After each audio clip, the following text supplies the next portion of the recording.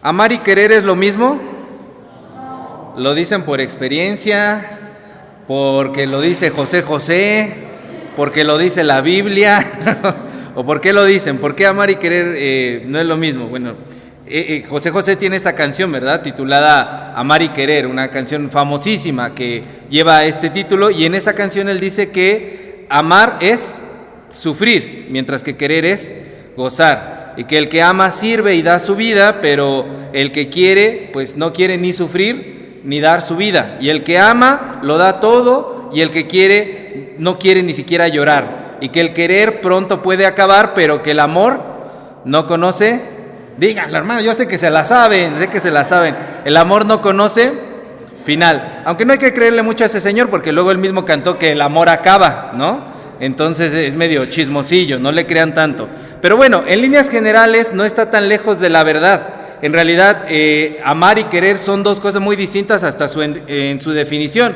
Si usted, por ejemplo, busca estas dos palabras en el diccionario, se puede dar cuenta de que querer significa desear o apetecer algo. Querer es desear o apetecer algo, es tener cariño, es tener inclinación por algo, por alguien, y es tener la voluntad de querer hacer algo, pretender, intentar algo. Mientras que amar, escuchen bien la definición de amar porque es una definición bastante fuerte. Amar es tener un sentimiento intenso de unión completa con otro ser. Y esa unión trae alegría y energía para vivir, comunicarse y crear. Y la unión puede llegar al grado máximo de la unión sexual. Eso es amar. Nada que ver con lo que significa querer. Por eso cuando les dicen, ¿me amas? Sí, te quiero. No, pues vete mucho por allá porque realmente no me amas. O sea, son dos cosas totalmente diferentes, ¿no? Y hasta en otros idiomas, amar y querer se dicen de distinta manera. En inglés, por ejemplo, querer es want y amar es love. Son dos palabras diferentes para expresar dos cosas diferentes. Y en griego la diferencia es mucho más grande. Para amar existen 4 palabras para el amor. Está el amor eros, que es el amor pasional, el amor sexual de la atracción física. El amor ágape, que es el amor incondicional, que se relaciona con el amor de Dios. El amor filia, que es el amor de la admiración por algo o por alguien. Usted puede sentir admiración por un artista, es filia. Usted puede sentir admiración por una persona, ¡ay, qué bien hace su trabajo! Por una virtud. Las personas honestas, yo me quedo admirado de las personas honestas. Eso es filia. Y el otro tipo de amor es estorge. El amor estorge es el amor de los vínculos familiares, el que siente usted naturalmente por sus hijos, por sus hijas, y que cuando usted lo ve nacer, aunque esté feito, dice, ¡ay, qué bonito está!, ¿no? Ese es el amor estorge que existe por un vínculo familiar. Y en cambio, para querer, en griego solamente existe una palabra. Querer se dice zeló, y zeló significa literalmente desear. Entonces, como pueden ver, la complejidad de amar es mucho más profunda que la de querer, y eso se refleja, como lo dijimos, hasta en los idiomas. Entonces, tal pareciera que querer se relaciona más con una conducta del ser humano que es limitada, y que amar tiene que ver más bien con una plenitud de Dios, con algo divino. Por eso en 1 Juan 4:8 se asegura categóricamente y definitivamente que Dios es amor. Se nos dice Dios es amor. Y sobre esta diferencia entre amar y querer quiero comentarles 3 puntos. A ver, tengan la Biblia abierta ahí en Juan 3:16 al 18. Es lo que acabamos de leer, y como nos decía el hermano Juan Carlos en la predicación de la mañana, que también abordó este pasaje, efectivamente muchas personas le llaman a estos versículos la Biblia resumida, el Evangelio resumido. El núcleo del mensaje central de la Biblia está en estos 3 versículos. Primer punto que quiero comentar sobre esta cuestión de amar y querer. Dios nos ama incondicionalmente. Dice Juan 3:16 que Dios amó al mundo, en griego dice ágape, lo amó de manera incondicional. Y noten cómo dice que se dio a sí mismo en la persona de su Hijo, para que todo aquel que en Él cree, ¿qué cosa? No se pierda, sino que tenga vida eterna. Y aquí hay varias cosas para aclarar. Miren, dice que Dios amó al mundo. Esa palabra mundo en el idioma original hebreo es cosmos. ¿Les suena la palabra cosmos? ¿Han escuchado la palabra cosmos? En español también tenemos la palabra cosmos. ¿Qué es el cosmos? El cosmos es el universo creado, es todo lo que existe, los planetas, las estrellas, las supernovas, los cometas, el polvo estelar. Cuando usted ve en la noche, voltea a ver la bóveda celeste y hasta donde el ojo alcanza a ver, porque nuestro ojo tiene un límite, pero eso se extiende por millones y millones y trillones de kilómetros, algo que no podemos comprender en nuestra imaginación, en nuestra mentalidad. Ni aún las mentes más avanzadas, científicas de nuestro planeta alcanzan a concebir lo que el cosmos es. Y cuando se nos dice aquí que Dios amó al mundo, lo que dice realmente es que Dios amó al cosmos. Dios amó a su creación entera, no solamente al planeta Tierra, y no solamente al ser humano. Yo sé que esto a muchos les va a bajonear así de, ay, se sentían la divina garza, Dios me amó a mí, pero dice Dios amó a la creación entera, al cosmos, amó a todo y por eso se entregó por amor, porque las acciones de Dios son motivadas siempre por amor, porque Dios mismo es amor. Entonces, ahora bien, fíjense cómo este texto no dice que Dios nos amó por creer, ¿verdad? El texto no dice, porque creemos en Dios, entonces Él nos amó. ¿Verdad que no dice así? Dice, porque de tal manera amó Dios al mundo, ¿qué más? Para que todo aquel que en Él crea no se pierda, mas tenga vida eterna. Es decir, hay muchas personas que no creen en Dios, y aún así Dios amó. Hay muchos que decimos creer en Dios y nos comportamos como si no creyéramos en Dios, como verdaderos incrédulos. No testificamos de ese amor de Dios y aún así Dios amó, porque de esa manera el amor de Dios se entrega de forma incondicional. Aunque nosotros a veces no nos tomemos en serio su palabra, aunque nosotros a veces no le correspondamos al amor, Dios nos ha amado en nuestra imperfección y nos ha amado en medio de nuestros pecados. Ahora, otra cosa, fíjense que el texto tampoco dice que Dios nos amó porque Él sabía que un día nosotros íbamos a creer. El texto no dice eso, ¿verdad? Que dice, bueno, sí, Dios nos amó porque algún día sabía que fulanito y perenganito iban a creer en Él, porque le iban a predicar e iba a creer. Es decir, Dios no vio una relación costo-beneficio. Voy a amarlos, voy a entregar a mi hijo, que mi hijo sufra en la cruz, porque vale la pena, porque algún día Él va a creer, ella va a creer. Eso no es lo que dice el texto. Dice que nos amó sin que tuviéramos ninguna acción que nosotros hubiéramos hecho, sin que le diéramos ninguna garantía, sin que Él tuviera siquiera una promesa de recuperar su inversión, porque ¿a quién dio? Dio a su propio Hijo. Él no sabía eso, Él no lo dio por eso. Él nos ama aunque nosotros no le sigamos y aunque nosotros no le amemos. Él amó al cosmos, eso incluye hasta las rocas.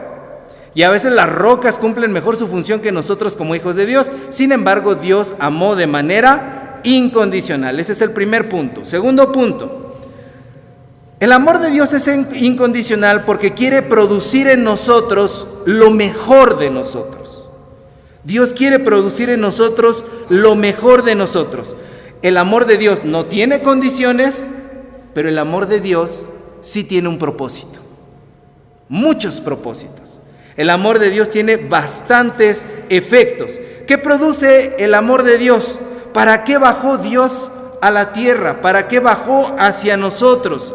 En las películas, hermanos, en la mitología griega antigua y de otros países, en sus mitologías, cuando los dioses bajaban, era para ejecutar sus juicios, era para matar. Ya me hartaron, ahora sí salgo de mi trono con la espada desenvainada para acabar con la gente. Sin embargo, en la vida real, cuando Dios baja a la tierra, baja para salvarnos. Ese es el propósito que quiere producir Dios en nosotros. No tiene condiciones, pero tiene un propósito. Viene a salvarnos. Dios vino, Jesucristo vino para salvar al drogadicto, a la prostituta, al borracho, al adúltero, al ladrón, al político corrupto, al narcotraficante, al deprimido, al sumergido en ansiedad, al rencoroso, al chismoso, al ególatra, al que fue abusado sexualmente, a la víctima de trata, al asesino, al cristiano hipócrita. No estoy pasando lista. Que unos ya dijeron lotería. No. Cristo vino para salvar a cualquier tipo de persona.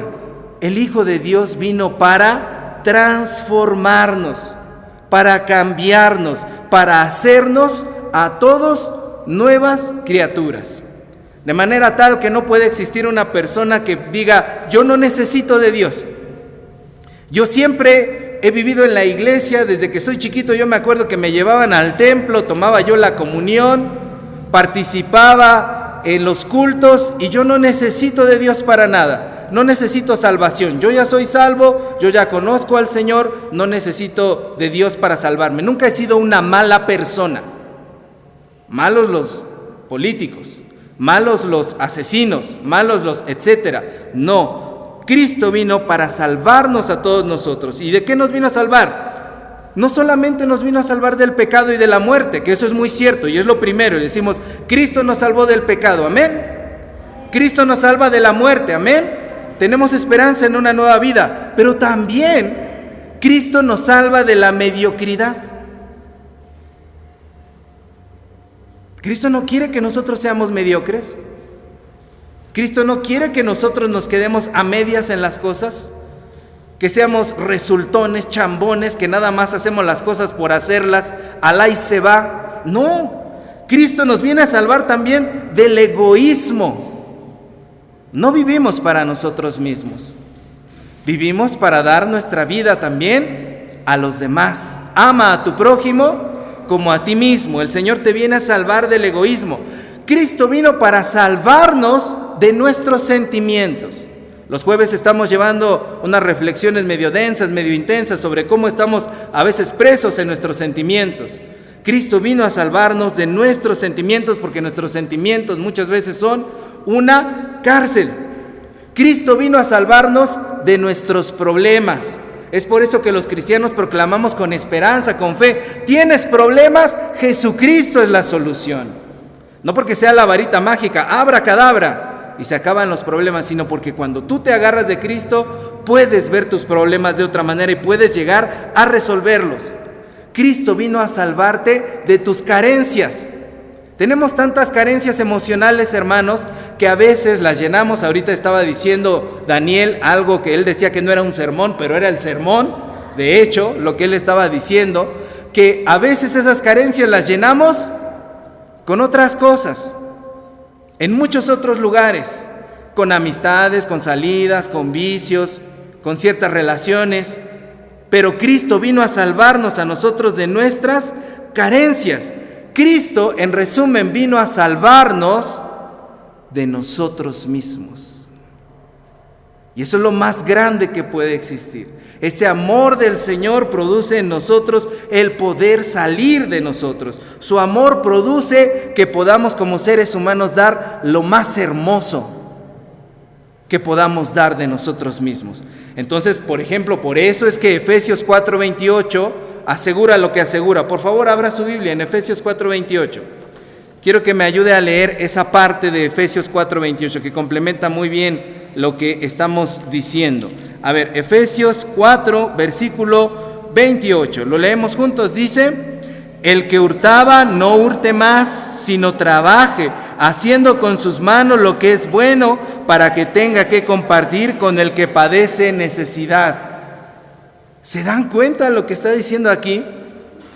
La salvación de Cristo hace que el que usaba sus manos para robar y quitarle a los demás, ahora utilice sus manos para bendecir. A veces, hermanos, se sube el ladrón a la combi y dice: cámara, banda, ya se la saben. Y hasta la hermana se asustó, ya esas palabras las tienen ciscada.